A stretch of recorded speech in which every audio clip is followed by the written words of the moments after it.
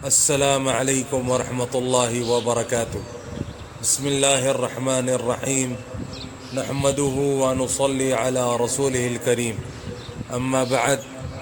حضرت عوف رضی اللہ عنہ کہتے ہیں کہ میں ایک مرتبہ حضور صلی اللہ علیہ وسلم کے ہم رکاب تھا۔ حضور صلی اللہ علیہ وسلم نے مسواک فرمائی، وضو فرمایا اور نماز کی نیت باندھ لی۔ میں بھی حضور صلی اللہ علیہ وسلم کے ساتھ نماز میں شریک ہو گیا۔ حضور صلی اللہ علیہ وسلم نے سورہ بقرہ ایک رکعت میں پڑھی، اور جو آیت رحمت کی آتی حضور صلی اللہ علیہ وسلم اس جگہ دیر تک رحمت کی دعا مانگتے رہتے، اور جو آیت عذاب کی آتی اس جگہ دیر تک عذاب سے پناہ مانگتے رہتے۔ سورہ کے ختم پر رکوع کیا، اور اتنا ہی لمبا رکوع کیا جتنی دیر میں سورہ بقرہ پڑھی جاتی، اور رکوع میں سبحان ذی الجبروت والملکوت والعظمت پڑھتے جاتے تھے۔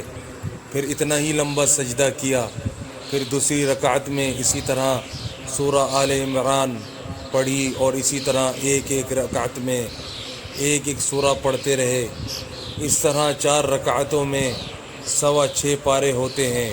یہ کتنی لمبی نماز ہوئی ہے، جس میں ہر آیت رحمت اور آیت عذاب پر دیر تک دعا کا مانگنا، پھر اتنا ہی لمبا رکوع اور سجدہ تھا۔ حضرت حذیفہ رضی اللہ عنہ بھی اپنا ایک قصہ حضور صلی اللہ علیہ وسلم کے ساتھ نماز پڑھنے کا اسی طرح نقل کرتے ہیں، اور فرماتے ہیں کہ 4 رکعتوں میں 4 صورتیں سورہ بقرہ سے لے کر سورہ مائدہ کے ختم تک پڑھیں۔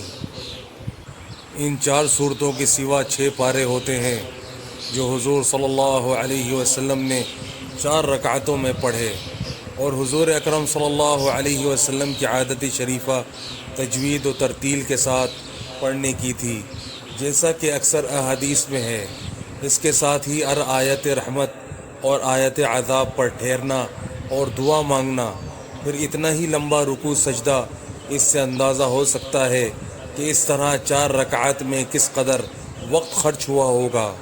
بعض مرتبہ حضور اقدس صلی اللہ علیہ وسلم نے ایک رکعت میں سورہ بقرہ، آل عمران، مائدہ 3 صورتیں پڑھیں، جو تقریباً 5 پارے ہوتے ہیں۔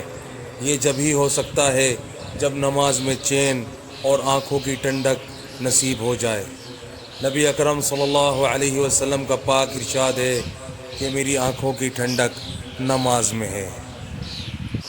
بس میرے بھائیوں دوستوں، جو آج ہم نے پڑھا ہے، سنا ہے، اللہ پاک ہمیں اسے سمجھنے کی، عمل کرنے کی اور دوسروں تک پہنچانے کی توفیق عطا فرمائے، اور فرائض کا اہتمام کرنے کی توفیق عطا فرمائے، اور نمازوں کی پابندی کرنے کی توفیق عطا فرمائے، اور حضور صلی اللہ علیہ وآلہ وسلم کے مبارک طریقوں پر چلنے والا بنائے۔